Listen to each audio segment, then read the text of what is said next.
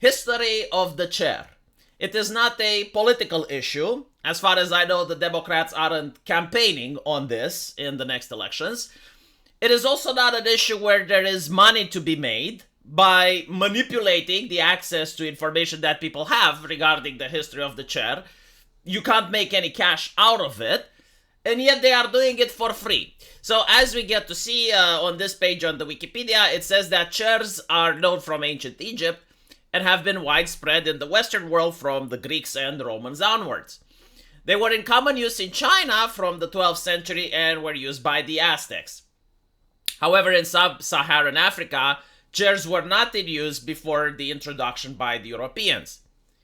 And here you have the Wikipedia editor that thinks you should not have access to this information. This should be hidden from you. You cannot be trusted with this. And they're not saying that it's wrong or not. They're just saying it's unnecessary, right? So they decide for you that this is unnecessary. And they also say that it's pretty racist. In other words, they're not saying it's wrong. They're saying it's heretical. And again, this is not an information that is political in nature. It's not even something that's controversial. But this is the nature of the modern internet. And it's pretty sad because I grew up with an internet that was uncensored, that was treating human beings like adults that they are. And for the first time in human history, the random average Joe could have unrestricted access to the repository of knowledge that mankind has to offer. And this does not seem to be the case today. Today, the internet is gatekept by a couple of multi-billion-dollar corporations who, as we can see, get to decide what the average Joe is allowed and isn't allowed to read, what you are and aren't allowed to know. Again, the average Joe can be trusted with making a loan to go to a university, putting a mortgage on your house, like life-altering decisions, but you can't be trusted with information on the internet. You need curators. And as we saw, I made a video about this 2 days ago, that Google was changing the definition of words. They changed the definition of the word bloodbath with the purpose, of course, to manipulate the public.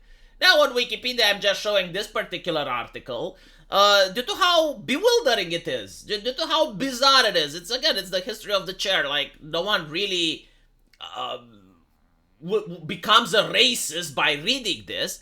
But they do not want you to have access to the information, even if it is the truth, even if it is correct. They just don't want you to know it. So, in other words, it reminds me of the time when the Catholic Church was the gatekeeper of knowledge. So, if you wanted to learn how to read, you would have to go to a monastery in most cases. And most books were kept by the church. And if you wanted to go to a university, it was also belonging to the Catholic institution. And a lot of their teachings were rooted into the science that the Greeks discovered. So the Catholic Church, up to a point, they didn't really focus on research themselves. They didn't really discover new things, but they would take the science that was discovered before them by the Greeks, and they would put a Christian spin on it. So they would use the Catholic lens to understand Pythagoras' theory, for instance. Like, they would say something in the lines of God created the earth, so the earth is the center of the universe, and due to that, the sun is the one that revolves around the earth. And when you had someone that contradicted this information, and Galileo said, no, actually, it's the earth that moves around the sun, that information had to be buried, and Galileo had to be suppressed. And this is pretty much what we're seeing with modern internet now, with this particular article.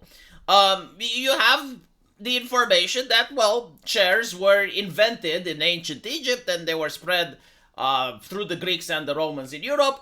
And in other places of the world, chairs didn't exist until the Europeans went there.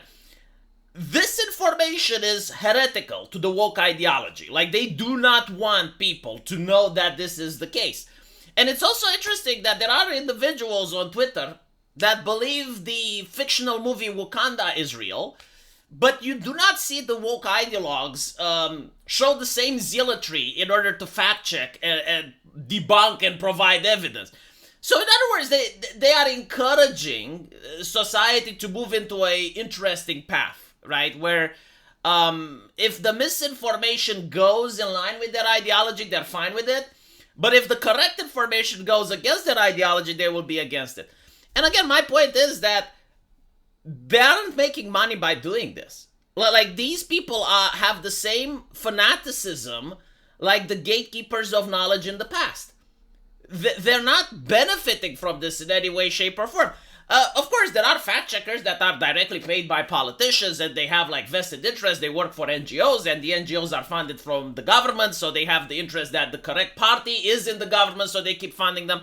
But these Wikipedia editors don't. Like, these Wikipedia editors have absolutely no interest in maintaining this either than religious zealotry. Again, like, they're not even saying that this is wrong. And I'm just showing this page as an example because I know, like, leftists love to hyper-focus on the example that you've provided. But if you contact me, I mean, I have so many pages that would take me hours to go through all of them. Most of them are more political in nature, especially due to the fact that the focus is on either building up cult of personalities for leftist politicians like AOC, and also tearing down personalities of people that they don't like, in the hopes that the mainstream media will take the Wikipedia article and use it as a citation. Now, if you want another example, which is fairly recent, there is the controversy on the internet that I'm pretty sure most of you know, Gamergate 2.0.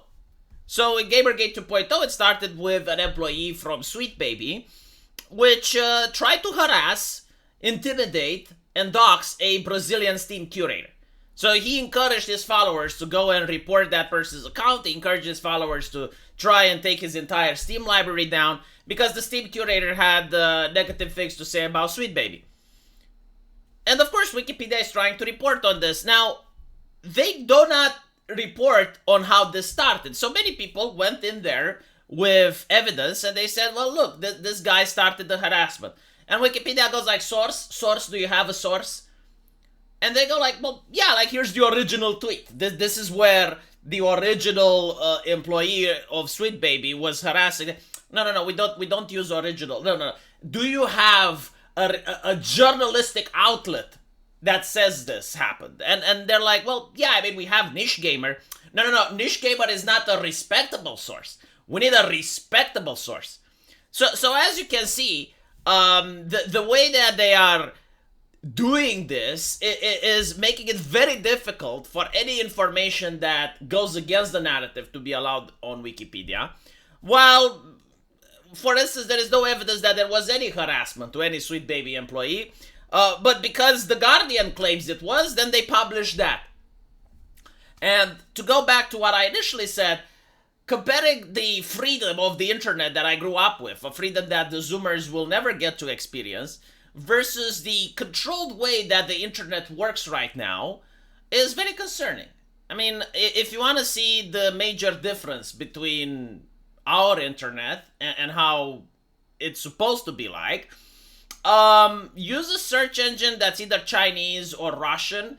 Now they censored as well, okay? Like, but the things that they censor are different than what the West censors. So unless you're like going onto a Chinese search engine and looking for Tiananmen Square or other Chinese historical things that they're censoring, which you can find in the West, on issues such as abortion, on issues such as who invented the chair, or you will actually find the genuine information. Like, you will find the truth. So I guess like the best way now for a person to stay completely informed on every subject would be to learn 2 or 3 languages and use like different search engines from the internet that when they are looking for something, if you want to see something bad that's happening in China, you use Google and it will show you. And if you want to see something bad that's happening in the West, you use different search engines. And then you have to make up your mind.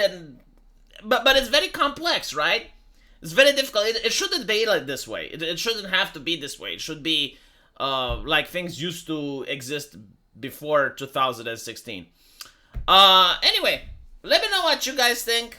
And as usual, I will see you in the comment section. Take care.